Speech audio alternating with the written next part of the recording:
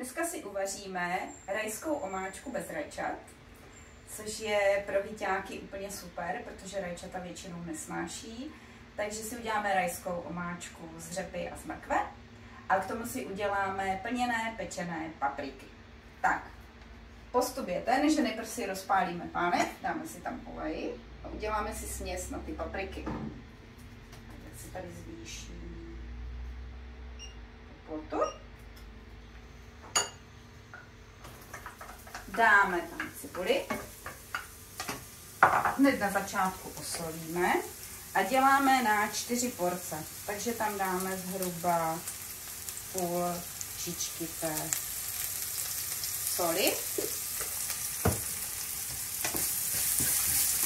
Osmažíme.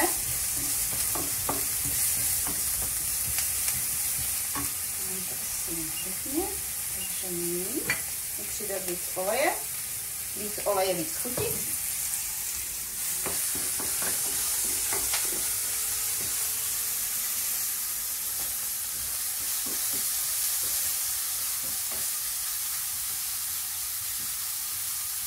Trochu to porestujeme. Přidáme červenou papriku sladkou.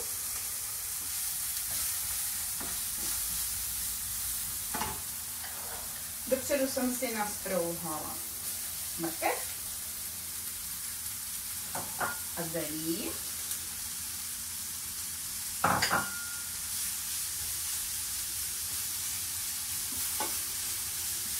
A podusíme.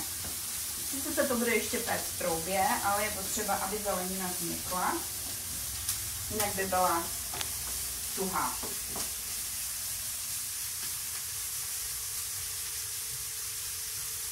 Mezitím si můžeme nachystat ingredience na omáčku. Takže dáme opět olej.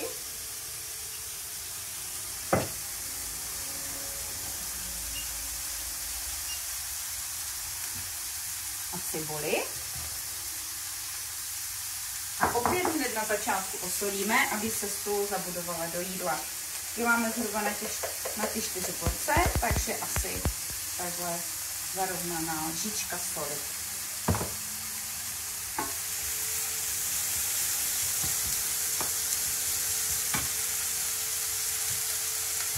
Zeleninu lehce podlejeme.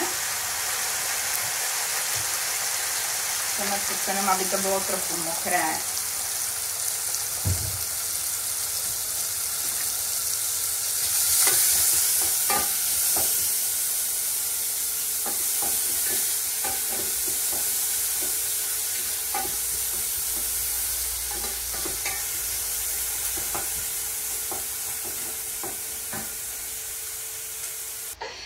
Tak, cibulka je smažená, přidáme do ní mrkev a řepu.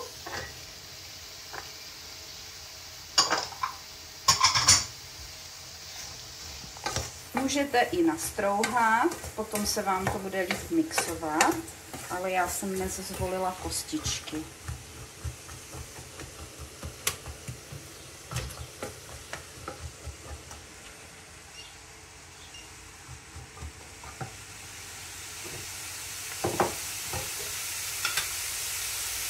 Zalijeme zeleninovým vývarem, který mám nachystaný už dopředu. Návod na zeleninový vývar zase v jiném videu. A zalijeme tak, aby zelenina byla ponořená. Potom si do sýpečka dáme klasické koření na rajskou, takže bobkový list, celénové koření, celý pepř a trochu z kořice. Můžete přidat i hřebíček.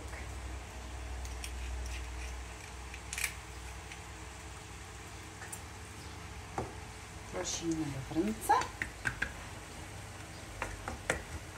přikryjeme pokličkou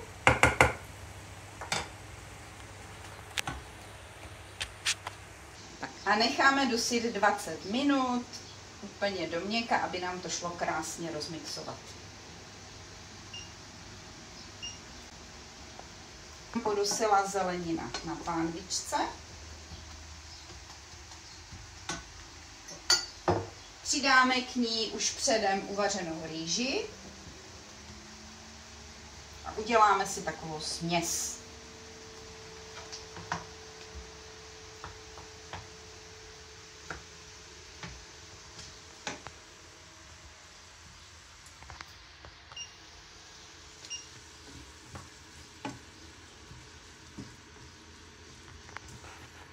Můžete zvolit i pikantnější papriku, pak budou závitky lehce pálit, anebo můžete přidat jiné koření, které máte rádi. Ale myslím, že takhle to bohatě stačí. A protože v tomhle jídle nemáme zatím žádnou bílkovinu, přidáme nastrouhané tofu.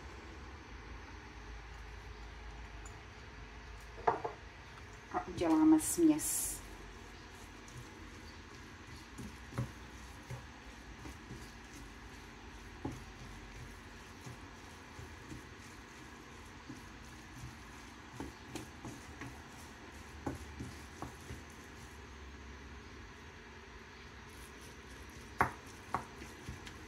Se mi to málo slané, takže ještě přidám trochu sůl, což nevadí, protože se ještě bude péct v troubě a ta sůl se zabuduje do toho jídla.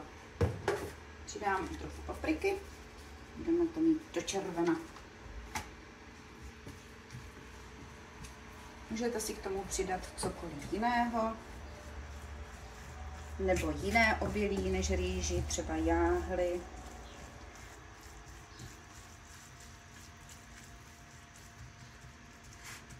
A směs budeme plnit do paprik.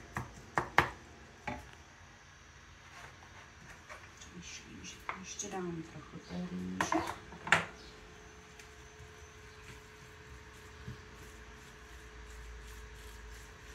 Můžete samozřejmě udělat i bez rýže, jenom čistou zeleninu, popřípadě tam přidat ještě pórek. Fantazii si meze nekladou.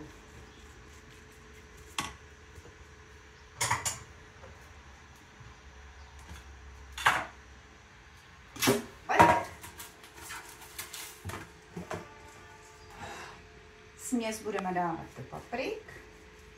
Si vezmu vyšší věci.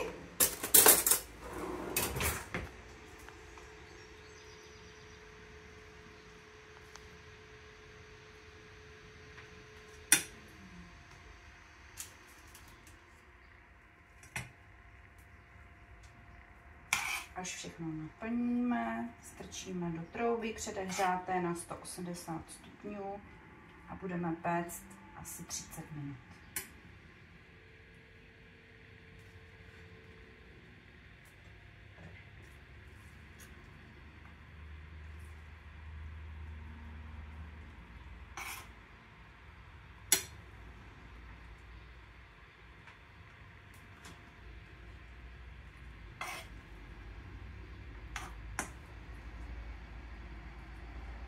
Můžete plnit klidně i jiné papriky, třeba červená je úžasná, nebo pokud máte rádi jiné, tak i jiné papriky.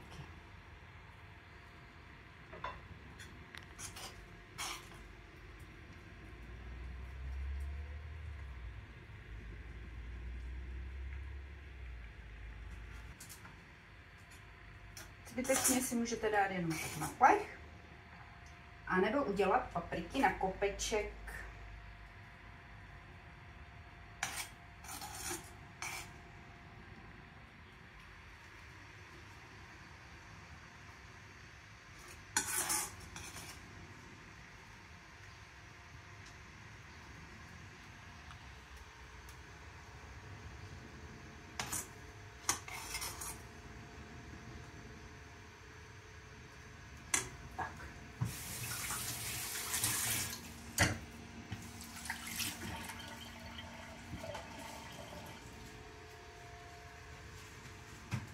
Strčíme do trouby.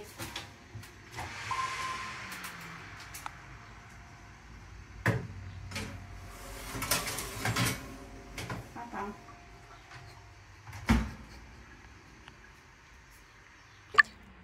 Po 20-minutovém vaření je zelenina měkká.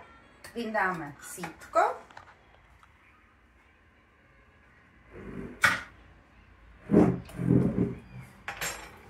A rozmixujeme. Rozmixováno do hladka.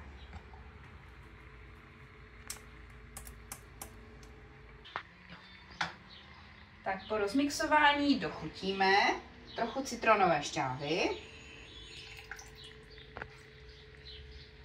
aby to bylo kyselkavé jako drajčat. A místo cukru přidáme koncentrovanou jablečnou šťávu, která je sladko-kyselá. Dodá tomu sladký nádech. A protože jsme dali dobrý poměr zeleniny a vývaru, nemusíme ničím zahušťovat a necháme omáčku tak, jak je. Jinak bychom mohli zahustit kukuřičným škrobem, rozmíchaným v trošce vody a lehce ještě povařeným. Ale naše omáčka je ok.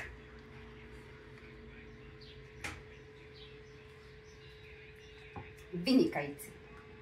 Skoro jak z rajčat.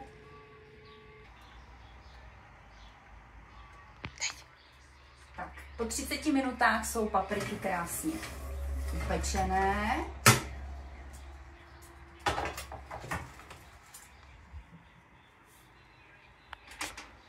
A můžeme servírovat.